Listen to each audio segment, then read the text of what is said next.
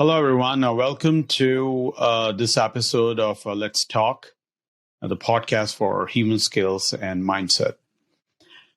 Today, I'm again very excited. If you see my previous podcast, I generally say that I'm very excited about the guests and that's why we bring the guests out here.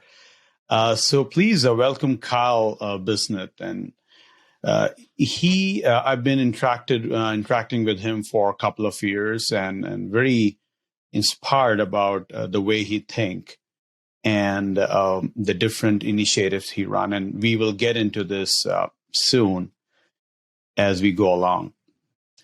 So Kyle, welcome to the podcast.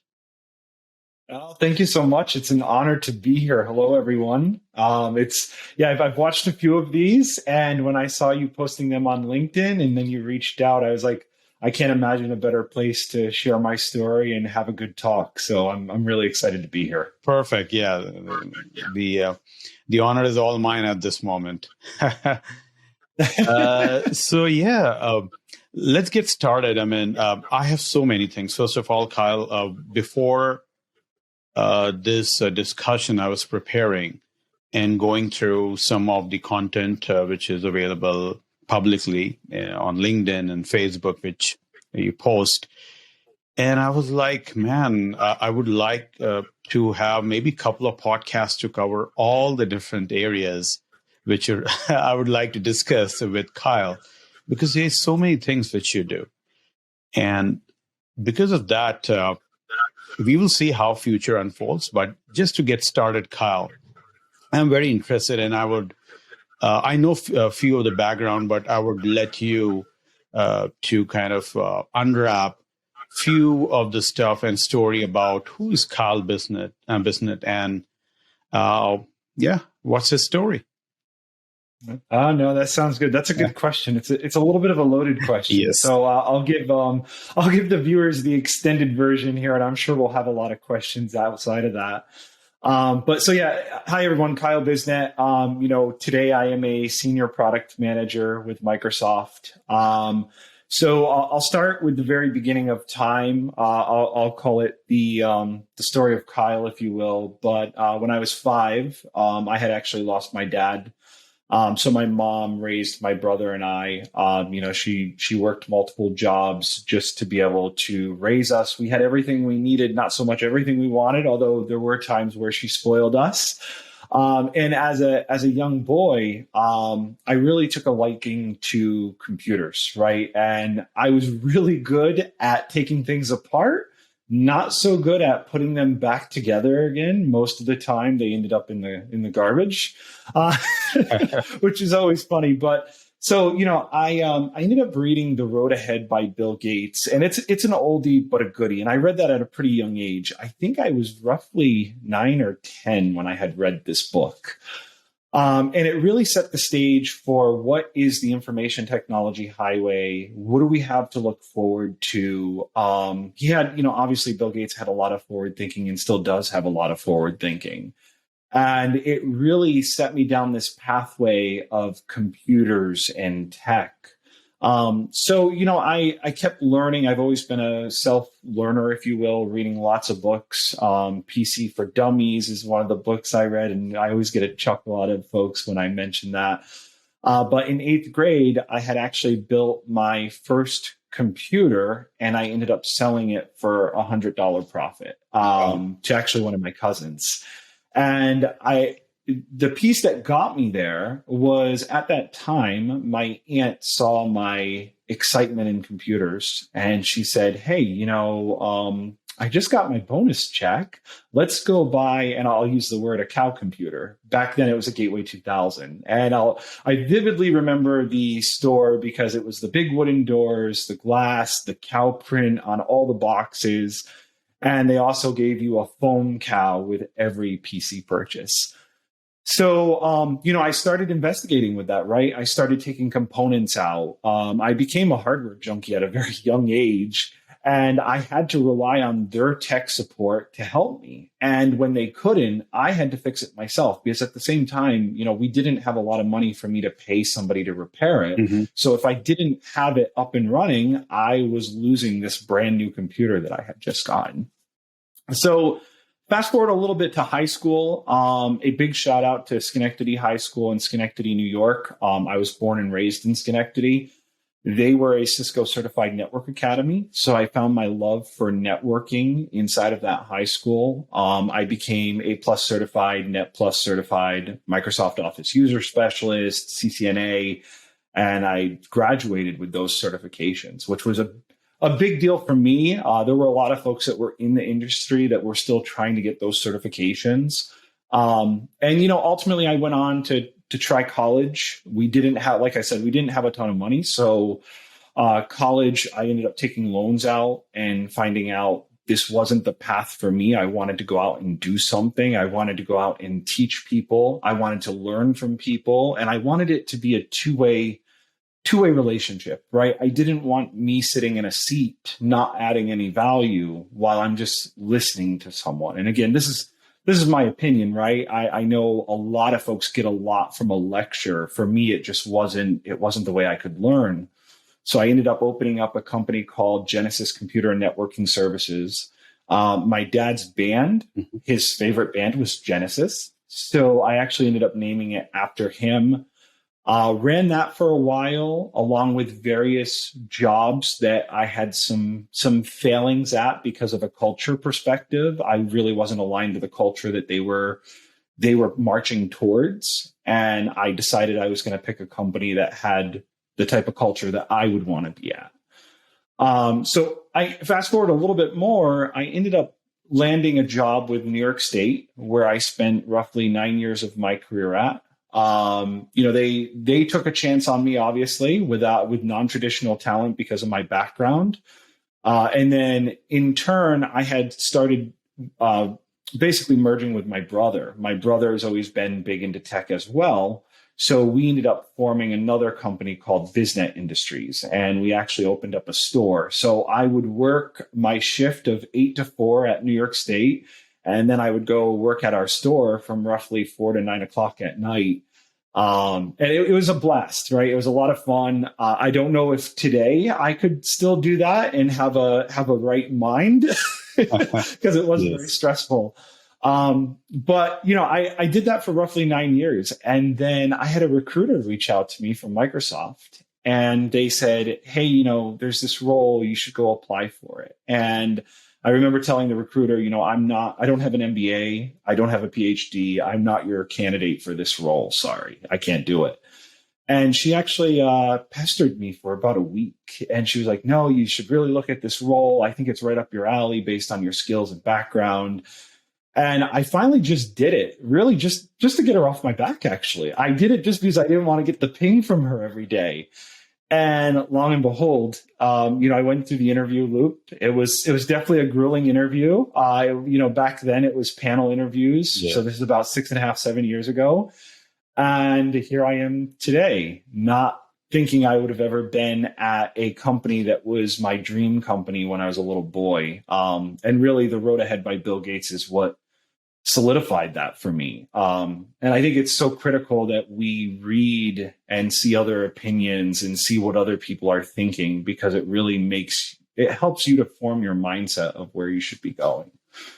So that's really my story in a nutshell, if you will. I have a lot more I can talk about there, but it's really how I got to where I am today. And then I really have to say, to Microsoft from a culture perspective, big shout out for taking a bet on me, right? Mm-hmm. Throughout my life, I've had many people take bets on me that also embodied human skills. And I know we'll chat about that later on in this, but, they saw potential and they weren't jaded by me being non-traditional or not having the stereotypical background. And they took a chance on me, and, I owe it to them to make sure that chance pays off, right? Yeah. So that's the story in a nutshell. Wow, that's pretty powerful story. And I would say that I was writing down a few points here just to unpack a lot of stuff. So as I can see here, you mentioned about a lot of information here, not following the status quo. How do you feel about this overall progress which you made when people discuss about schooling versus education? What's your perspective on that? Do you regret, or do you, I would say, would like to turn around the events in a better way in terms of education, or you think at this point is actually that's going to happen for good because I got some perspective and experience which most of the time people may not have because they follow the conventional way of following certain things out there. So what's your perspective around that? That's a great question, and that is also a lot to unpack. It's funny. I actually volunteer with an organization called Ken Code Communities, and I had gotten involved with them because of their mission statement. Their mission statement is to change the mindset of who is allowed to work in IT. For us in tech, right, we would call these boot camps, but for Ken Code, it's really not just a boot camp. It's about completing the 360 story, which is, hey, I'm going to go take this 12-week class, but then I'm also going to work with Ken Code so that I can have a job placement afterwards. And then we measure salary of what that person had coming into the program versus when they come out of the program. We can talk a little bit more about that, but I think from an educational perspective, it really gave me perspectives, right? Growing up, watching my mom work as hard as she did to give us what we needed, and then having my family, right? My family chip in to understand that my mom couldn't do it all either. It gave me a very interesting perspective of debt. And had I not had those experiences, I don't know if I would be as far along as I am today, because it really, we talk a lot about growth mindset today. And I think back then as a kid, I was truly understanding what a growth mindset was, which was you need to figure it out and you need to keep learning. Education, in my mind, is not a building that has four walls. It's really a lifelong journey. Yeah. I think we often talk about this in leadership books, but when you look at the CEO who's made it to the top, right? And you meet him or her and they say, hey, I've made it to the top. You kind of sit there and you wonder, have they lost the battle already? Because making it to the top is great, but you will be disrupted at some point, right? Just like when we look at Blockbuster, right? Blockbuster didn't think Netflix was a big disruptor for them, and they offered to buy them, but they were very stubborn and they refused it. So I almost think about me that way, right? If I do not continue to learn every single day and I do not continue to flex my muscle to build it, right? Whether it's in leadership, whether it's in tech, whether it's doing house stuff, right? Learning how to do electrical wiring, learning how to do, plumbing and stuff. I'm really putting myself at a disservice because I'm not continuously learning. And when you're in that mindset, man, you can learn anything you want and you're not scared of it. You come at it with a fresh perspective, a fresh view, and you can actually help rally teams to go learn this new thing just because of your energy to go learn it.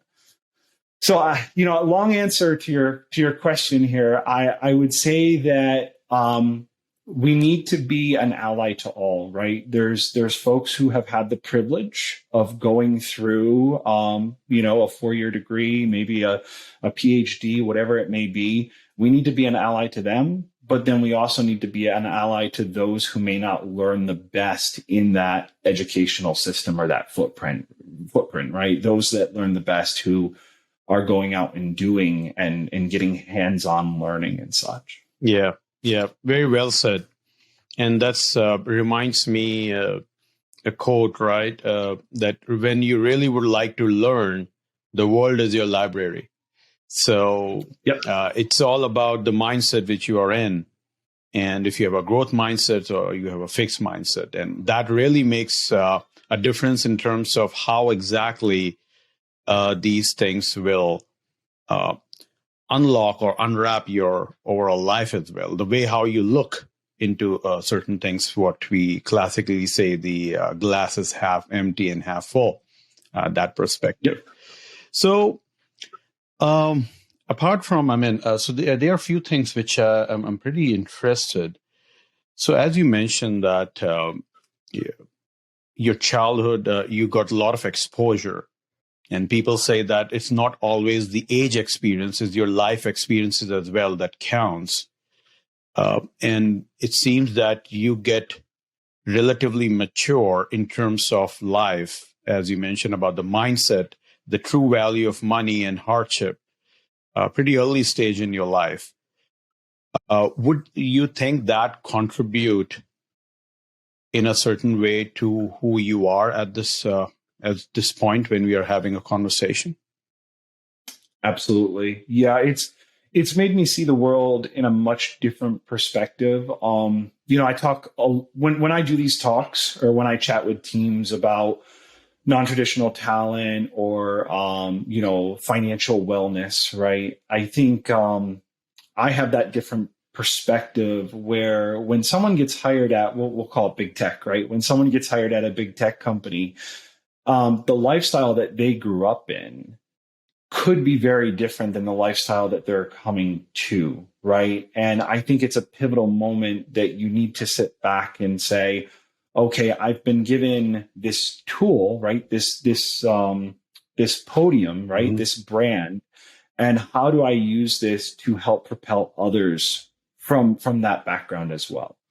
So I would say definitely it's really shaped me. It's shaped a lot of my core values. I actually remember one of my interviews at Microsoft. Actually, the hiring manager then became my first real leader at Microsoft. And he asked me a question that has stuck around with me forever. And I actually relate the answer to the way I was brought up, which was, I'm going to give you 3 words and I'd like you to rate them from most preferred to least. And the words were passion, integrity, and education. And I kind of sat back for a minute and I was like, that's an interesting question. I've never been asked that before. Right off, after thinking about it for a bit, I said, well, integrity, because it's the only thing that as a human I can own, right? I can own what I'm doing behind closed doors. I own that story and I own what I'm doing in an open door scenario. Passion, because with passion, you will always want to learn more. So the education just kind of follows along with it.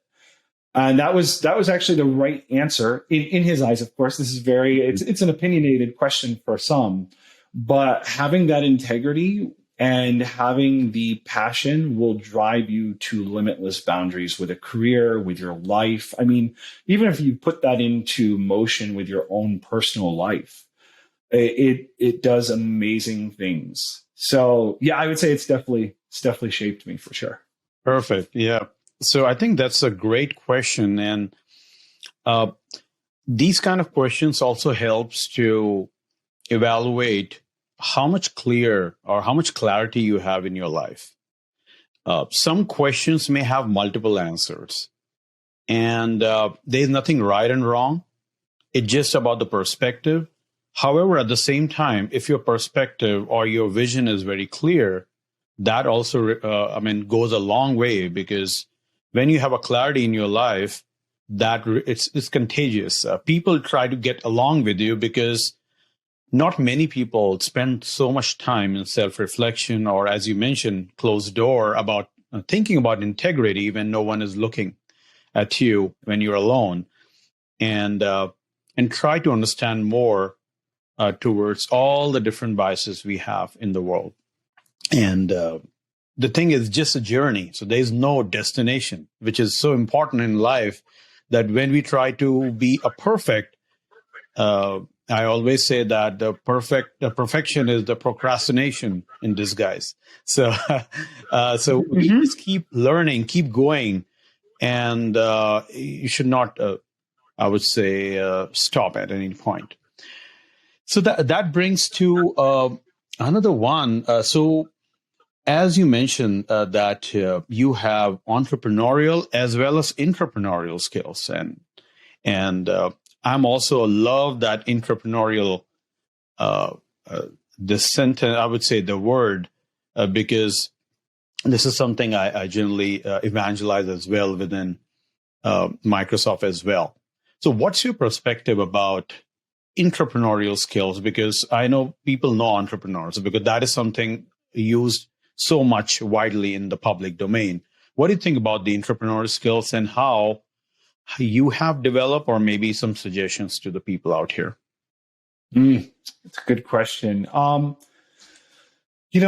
would say because I'm a long-term entrepreneur, right, where I've ran a few businesses and a few startups, I kind of have this lens of finance, and then I have this lens of marketing because I was that person. I had to do all these different levers. So I had to do finance, I had to do marketing, I had to do products, I had to do the tech side of the house. And when I was running these businesses, I mean, really, it was sometimes a 2, 3, 4-person show. It wasn't thousands of people. So I couldn't really delegate and help others grow because at the end of the day, it was my business, right? So when I came to Microsoft, and I think maybe I'll take that back. I think it was even at New York State. I still had that mindset, that feeling, right? So when I would do something, in my mind, I was thinking about all the different facets that it could impact across the organization. So I'll give you a little bit of an example here, and then I can help share some tips and tricks, if you will. But when I think about Azure Stack, right? Azure Stack is our hybrid cloud platform. It started out as Hyper-V back in the day, and it's grown to really be in line with Azure Arc and connecting customers' data centers to the cloud. When I think about that, we did not have a support engineering offering for Azure Stack Hub. So I went to our solutions offering team and I said, hey, I think we can actually grow value for our customers here. They really need somebody who is skilled in Azure Stack Hub. What kind of offering can we put together? And of course, the individual came back and said, no, this is a great idea. We've been thinking about this for a while. Let's talk about how we do this. So, we started going back and forth, kind of growing what that service offering would look like. But it wasn't just that piece. Then I started asking very curious questions. And I guess that's one piece I would say is stay very curious. Like, be insatiably curious. Never think that any question is wrong. Ask all the questions you can, even if it's to the point of where the person on the other end says, oh, you're asking a lot of questions. Yeah. And, at the end of the day, that's a great thing because it means you want to learn, and it means that you will not stop until you get those answers. You're going to go Google, you're going to Bing, you're going to look on internal sites, whatever it takes to get the answers. And so we started talking about marketing for this, and then we started marketing it to customers. And at the end of the day, we got through this whole cycle of getting this offer out. And within 3 months, we had almost a $4 million engagement that came out of it. Wow. Just one engagement. And I kind of sat there and, we talk a little bit about imposter syndrome, right? Where it's like the fake it till you make it. Although I would say the newer term there is face it till you make it, right? Just keep going at it and eventually you will make it because you've been so down in the depths with it. But had we not done that, we probably wouldn't have gotten that deal with the customer. So it was really curiosity that led to that offering, which led to the customer outcome. And at the end of the day, we did the right thing for the customer. We got the customer what they needed, and our customer was happy, which is always a good index, right? A happy index is a good index for somebody like us. Mm-hmm. So I would say, had I not had that entrepreneur skill set where I was thinking about all the facets of the business, I probably wouldn't have been able to execute as well on that. So I would say, if you're getting ready to build this skill set, think about what it is to be an entrepreneur, and then now kind of turn the other side of the coin and look at Microsoft's mission and think about yourself as if you were on the board of Microsoft. What would you be mentioning to our CEO of what they should be looking at forward thinking? And then how does that impact all the different business units that we have internally? And it's a lot to unpack, but if you do that introspection, it's a very interesting journey, and it just gives you a lot of insights to what our leaders are facing. And, we talk about leaders. You can be a leader whether you're an IC or you're, a manager, IC, individual contributor, or a manager, or even a GM, right? Anyone can be a leader. It's just a matter of helping to show that clarity and create the excitement, right? The model coach care framework that we use a lot at Microsoft. Perfect. So long answer again. I'm so sorry. No, that's amazing answer. Actually, that's what I think many of the viewers would really benefit from that. As you mentioned, it's always being, just to kind of summarize, always being curious, asking a lot of questions, because you are in the you are in the communication of unwrapping or evaluating more responses rather than your perspective to get started. So you really have to understand about if people already have thought about it. As you mentioned that you reached out to folks internally and they mentioned that, yeah, we were thinking about it for a while. And this is a classic example which happens every time. When I reached out to people and they say, yeah, we were thinking about it. So sometimes you just need one sparking moment wherein to tie everyone together. One person who can say, okay, let's do it. And then there will be hundreds of people behind you. And you mentioned that how it transformed to a process, and eventually it gave some business outcomes. So that is so important, to just reach out. Now, reaching out is also one of the challenges which I've discussed with a lot of different people around having imposter syndrome. And you mentioned in your story in the starting that when the HR of Microsoft reached out to you, you were like, I have not done MBA or PhD. So obviously you were also being impacted about the imposter syndrome. Not sure if you can really fit in or if you're doing, everything about it. So what's your suggestion about people who would like to initiate these opportunities, as you mentioned? However, still, imposter syndrome is real. So how would you give them any advice around that? That is a great question. And it's funny. You would think after having been at Microsoft for almost 6.5, 7 years, right, that this imposter syndrome would have fizzled out. It's not like that.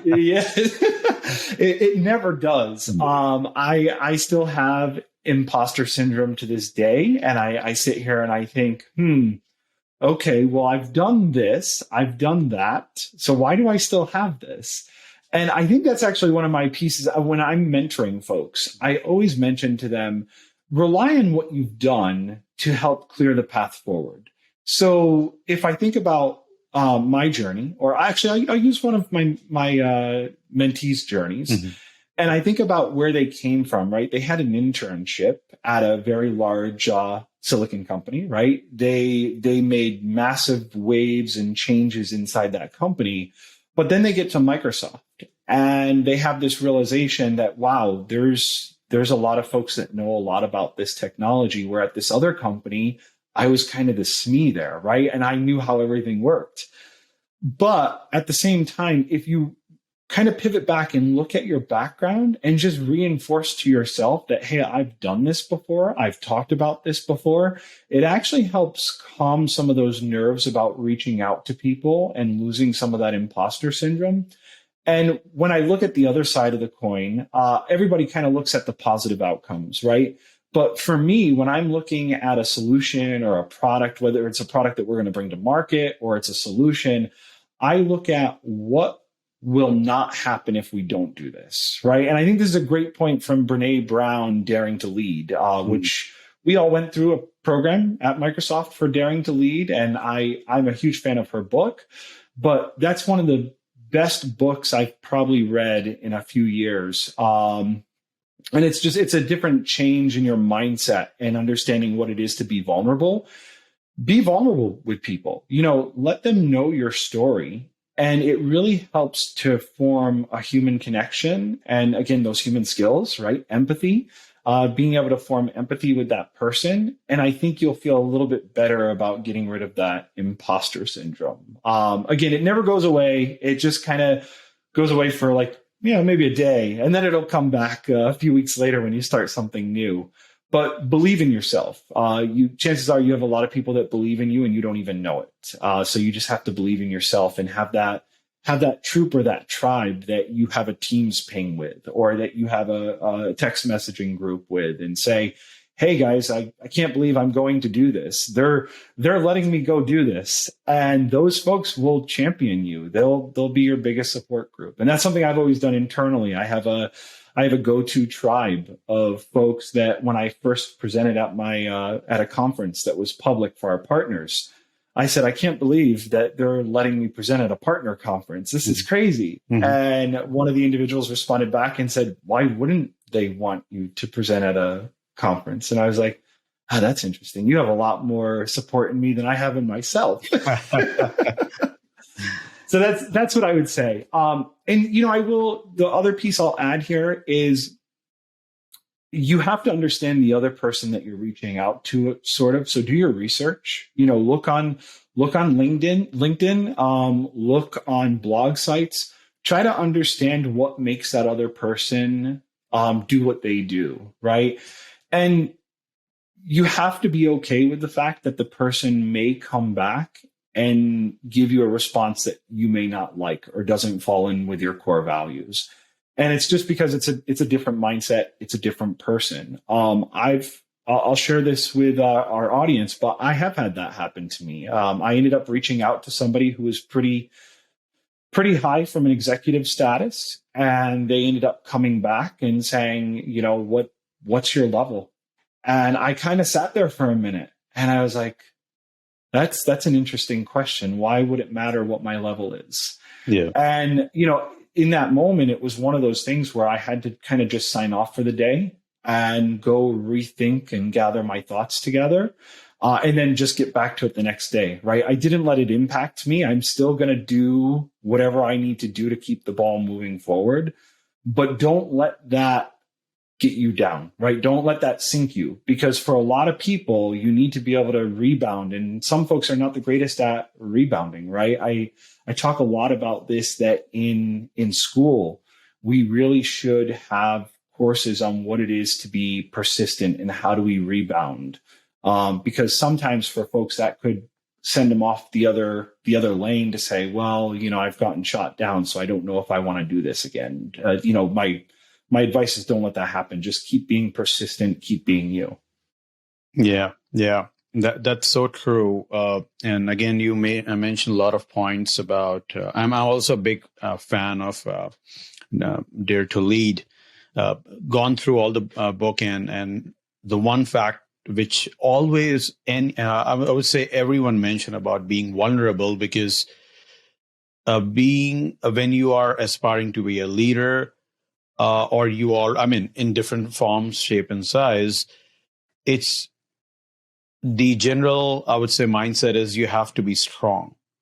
You have to have those things which doesn't show you as a weak person. But at the same time, when you read this book, it's totally okay to show that you are human as well. And you have to be vulnerable. But I think the best thing is how you channelize that vulnerability in order to make sure that you are successful, and also provide success to the people around you. Absolutely. So that's perfectly, that's I would say a great thought. And I'm really loving this conversation so far. I would like to pivot a bit about some of your hobbies, which is pretty exciting for folks about, and I can see you're passionate about. You are a big car enthusiast, and also a boat lover.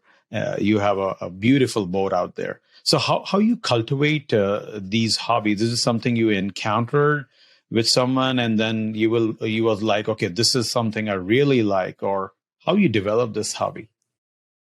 Oh, that's a great question. That's a fun story. So Yes. for cars, Mm. I actually learned when I was roughly 15, 16 years old. Again, going back to the fact that we didn't have a ton of money. Mhm. So it was on me to fix my car. I also, needed to work the summer to buy the car and all that other fun stuff. So thanks to my uncle's always been what we would call, right, a motorhead. Mhm. So he kind of passed the torch to me, taught me how to do brakes, taught me how to do pads, pads and rotors, oil changes, transmission flush changes, all that other fun stuff. And then as I got older, probably 17 or 18, I started really taking a liking to sports cars. My dad and mom used to own a car dealership before my dad passed. It was a kind of a recon used car dealership in Schenectady. Mm. And I always saw my dad working on cars. So it's almost like it was in my blood that I needed to work on cars. And it comes naturally to me, believe it or not. I think it kind of goes hand in hand with tech too.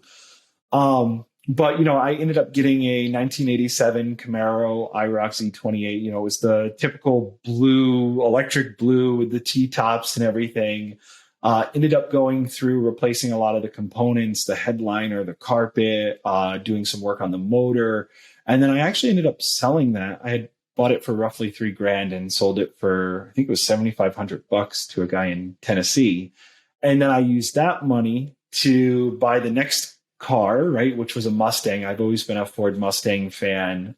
Supercharged, methanol injected that.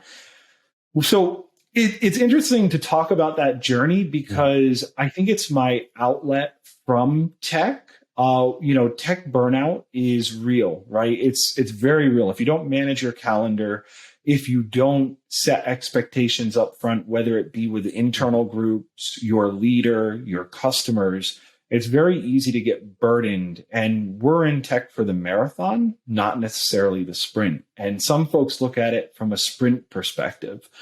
For me, working on cars is the perfect outlet, right? I know the expected response I'm going to get when I turn the wrench. I know the expected response I'm going to get when I take the rotor off. I know that the techniques and the process I'm going to have to use for that. In tech, sometimes software doesn't always go the way we want it to go. We all know that, right? Yeah. And for some of our audience members, they may be thinking Patch Tuesday right now. But at the end of the day, it's a really good avenue to get out there and do work.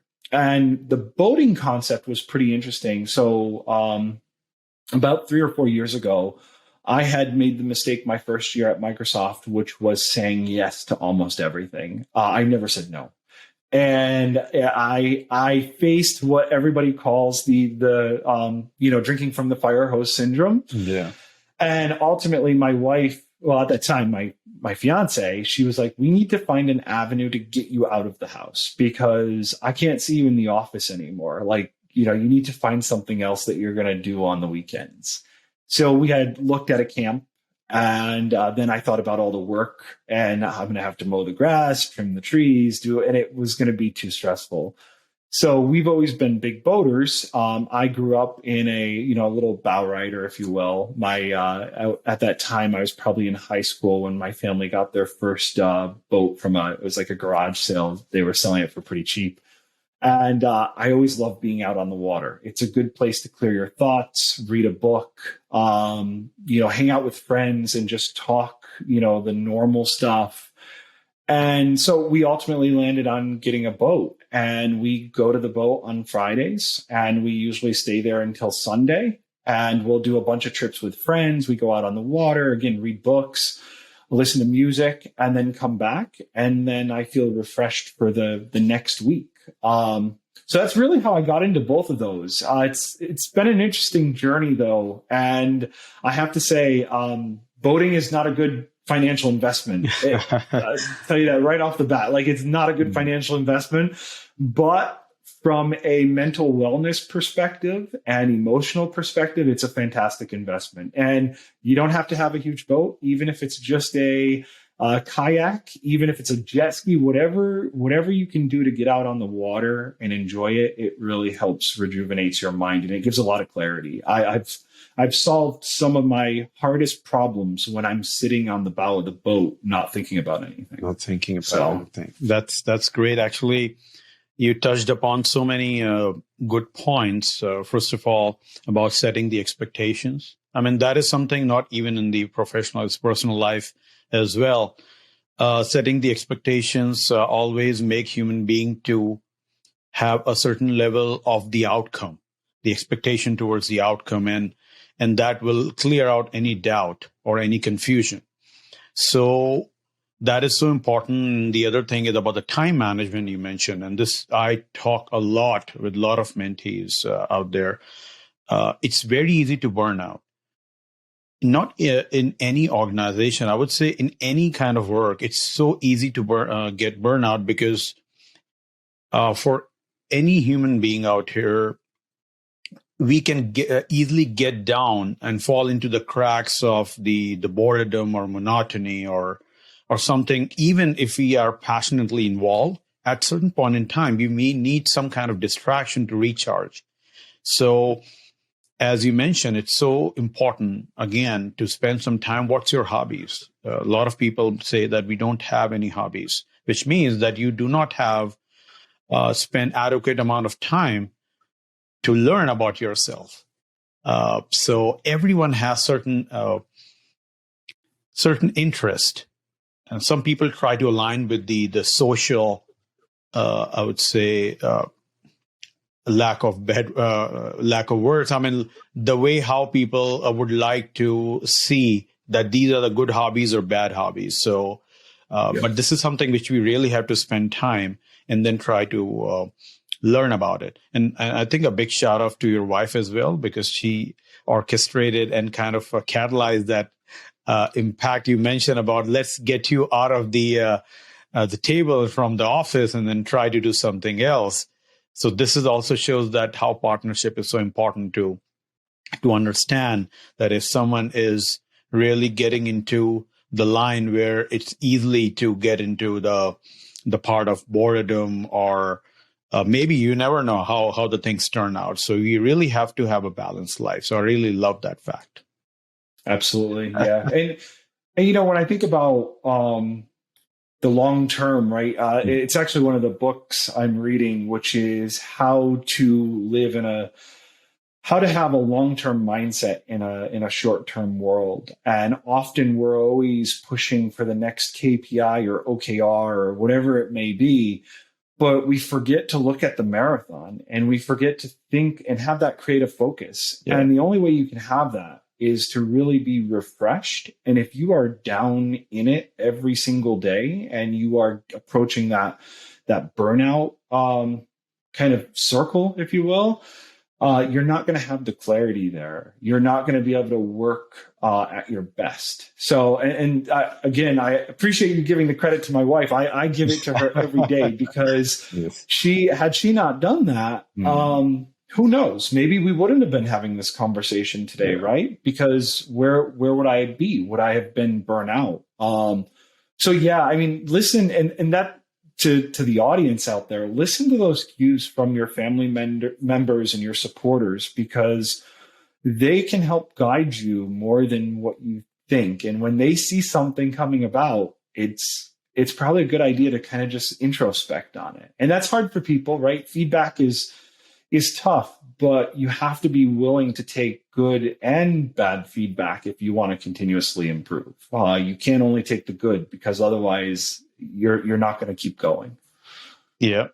And you also mentioned about when you are in boat, you sometimes do not think about anything. Maybe just a different sound coming from the sea or ocean where you boat comes in. And this is also so important at this particular point in the world. Most of the time people think about the past or the future. Being in the present itself is so difficult. And that's what we say call a term mindfulness, to ensure that you're not thinking anywhere. And human brain is something like a jumping monkey from one tree to another.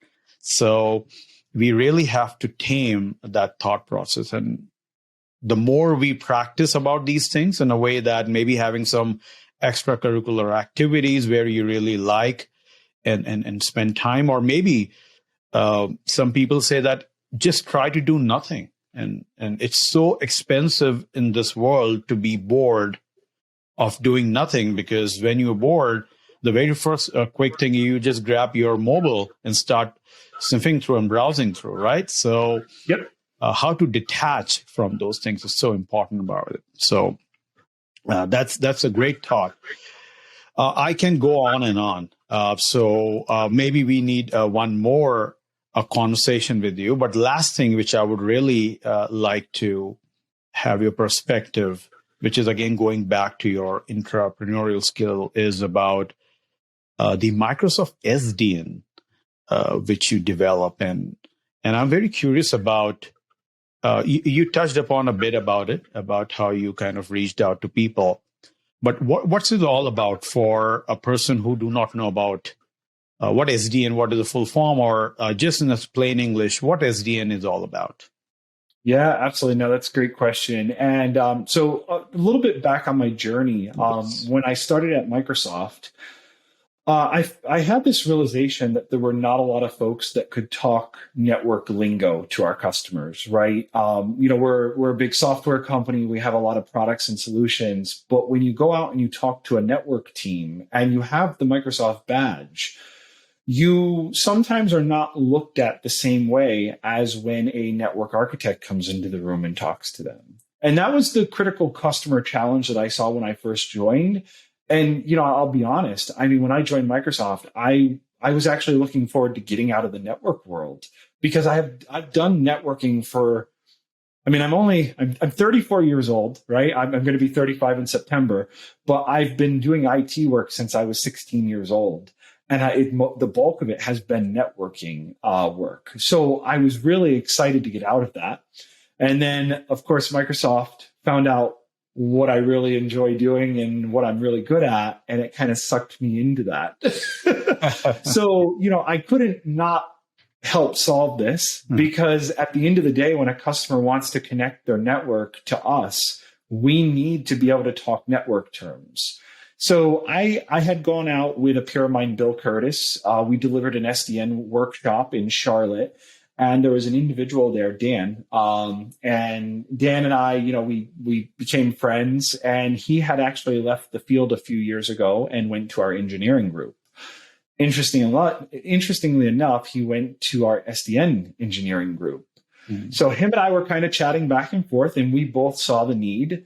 And we decided that Bill, Dan, and we would kind of co-found this group of SDN black belts, or software-defined network black belts, that would go out and champion this technology to our customers, champion the technology internally to our customer success account managers, or back then our TAMs. And at its most primitive state, SDN is a unified networking plane, right? So Azure runs on top of SDN, a little bit of a different flavor. But at the end, software-defined networking removes the physical abstraction and puts it into the virtual layer. So rather than me having to go segment traffic on a physical switch somewhere, I now have something called Network Controller that's a programmable database interface. And I can go program that, and it will distribute policies and rules out to my hosts. So when we think micro-segmentation, 70% of our traffic occur in east-west. So we need to make sure we're segmenting our virtual machines to prevent lateral attacks, right? When we need gateways, we need to be able to get out of what I normally refer to as that SDN bubble. So we need a gateway connection to corporate resources or another headquarters or what have you. And then kind of topping it all off is load balancing.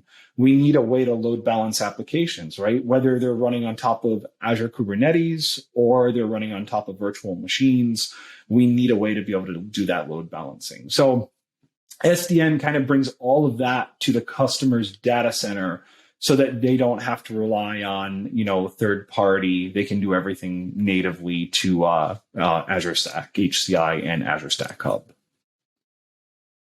Perfect. That's great. Yep. Go ahead, please.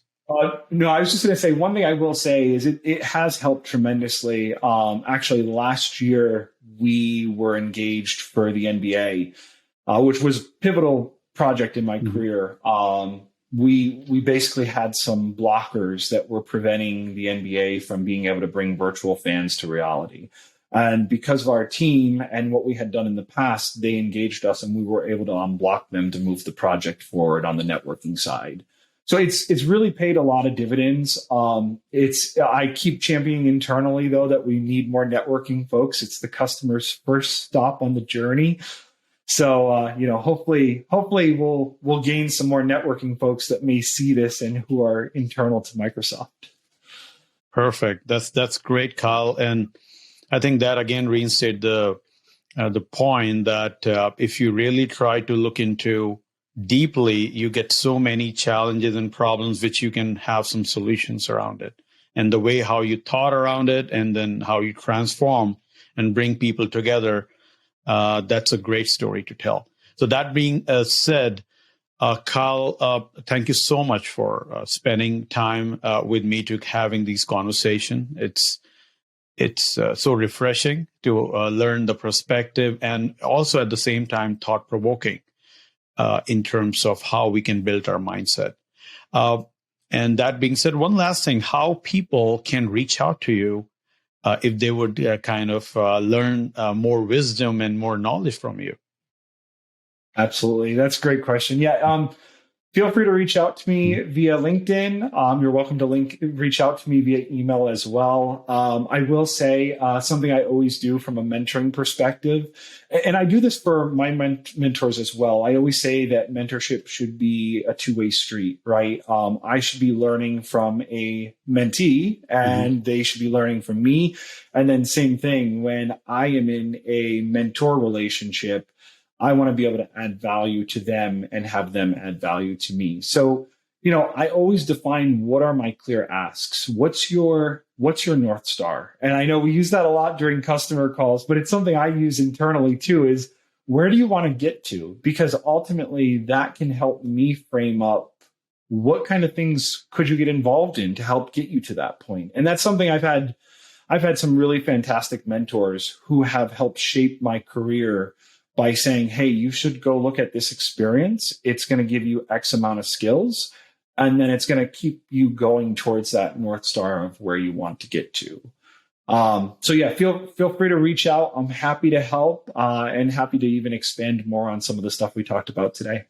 Great. That's awesome. And just for everyone, I'll put Kyle's LinkedIn information and any other information he would like to share on the notification and the information below, so that you can go through and reach out to Kyle for even having conversations, as Kyle beautifully mentioned about the two-way street.